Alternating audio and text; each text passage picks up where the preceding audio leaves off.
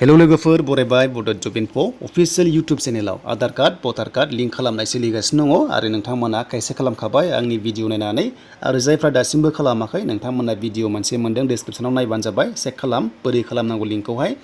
दा नैबे जाबाय अफिशियेल मोनसे साइटखा बियो गभर्नमेन्टनि बेनो जाबाय नेशनेल भटार सार्भिस पर्टेल स' बेयाव फैनानै जोङो नायनो हायो गासैबो डिटेल्सखौनो आरो लोगोसे बेनिफ्रायबो लिंकखौ खालामनो हाबाय स' नोंथांमोना बोरै खालामनांगौ बेखौनो आं नोंथांमोननो दिन्थिगोन आरो लोगोसे स्टेटास जोङो नायगोन अके दा जोङो लिंक खालामनायखौथ' नोंथांमोना भिडिअ मोनखांखाबाय स' बेनिफ्राय जोङो स्टेटासखौ नायग्रोगोन दा लोगोफोर मोनसे बाथ्रा जायफ्रानोखि कारेक्सन खालामनो गोसो दङ बा दानस्लायनो गोसो दङ फर्म नाम्बार 8आव नोंथांमोना फैनांगोन आरो बेयाव फैनानै नोंथांमोनाहाय खायसे हाबा जानायफोर थायोना शिफ्ट खालामना लाबोनो हायाखै बेखौबो नोंथांमोना खालामनो हायो आरो गोदानब्ला 6 नाम्बाराव नोंथांमोना खालाम फर्म नाम्बार 6आव स' बेनिफ्राय लोगोसे नोंथांमोना लिंक खालामबा 6 नाम्बार बिआव नोंथांमोना खालामनानै होबानो जाबाय अके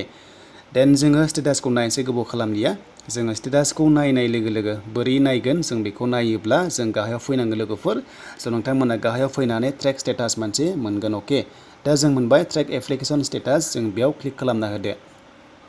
स' बेयाव क्लिक खालामनाय लोगो लोगो नोंथांमोननि पेजआ बेबायदि अपेन जागोन दा बेखायनो आं मोनसे बाथ्रा होनदोंमोन लिंक खालामनाय समावहाय आइडिखौ नोंथांमोना सेभ खालामना लानांगौ एबा रिफारेन्स आइडिखौ होनानै नोंथांमोना ट्रेक स्टेटासाव थुनाय लोगो लोगो नोंना बेयाव ओंखारजोबगोन आरो दा जेब्ला लिंक खालामो ना अब्ला नोंथांमोना स्टेटासखौहाय नोंथांमोना सेभ खालामना ला जेरै आइडि नाम्बार मोनो बेखौहाय नोंथांमोना सेभ खालामना ला आरो लोगोसे स्टेटासखौबो नोंथांमोना सेभ खालामना ला दा बेखायनो नाम्बारखौ बेयाव होदो जि नाम्बार मोनदोंमोन बेनिफ्राय ट्रेक स्टेटासाव क्लिक खालामना होदो अब्लानो ओंखारखायो दा नाय आं नोंथांमोननो आंनिखौनो दिन्थिगोन जे आं फार्स्ट खालामदोंमोन 31 जुलाइआव बेनिफ्राय सानबेसेलाय लिंकआ आं नोंथांमोननो दिन्थिगोन दा बेयाव आंनिखौ टाइप खालामबाय बेनिफ्राय जोङो ट्रेक स्टेटासाव थुनाय लोगो लोगोनो गासैबो डिटेल्सआ नोंथांमोनना नुजागोन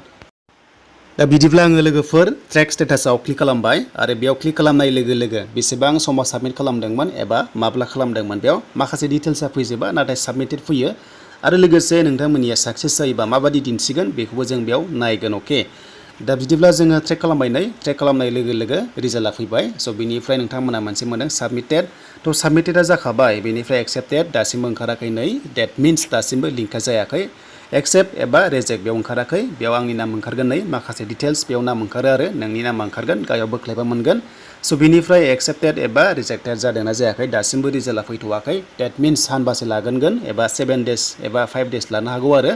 दा जेब्ला लायो हमना ला आं 31 जुलाइआव खालामदोंमोन नोंथांमोननि भिडिअ अब्ला आं लिंक खालामना दिन्थिदोंमोन नालाय दासिमबो नै जेबो रिजाल्टआ ओंखारथ'वाखै जेब्ला रिजाल्ट ओंखारगोन अब्ला बेयाव मोनसे कालार फैगोन दा जायफ्रा रिजेक्ट जायो रेड कालार फैगोन आरो स' बेनिफ्राय नोंथांमोना साबमिट जायोब्ला रिजाल्टखौ बेयावनो मोननाय जागोन दा बेनिखायनो नोंथांमोना बे आइडिखौ लानानै दोनबानो जाबाय जेब्ला लिंक खालामो अके दा बेनिसोमोन स्टेटास नायनाय भिडिअ नोंथांमोननि खावलायनाय लेखा लाबोबाय बेनिफ्राय मा भिडिअ नांगौ नोंथांमोना कमेन्ट सेक्सनाव लिरबानो जाबाय हानायसेबां नोंथांमोननो लाना फैगोन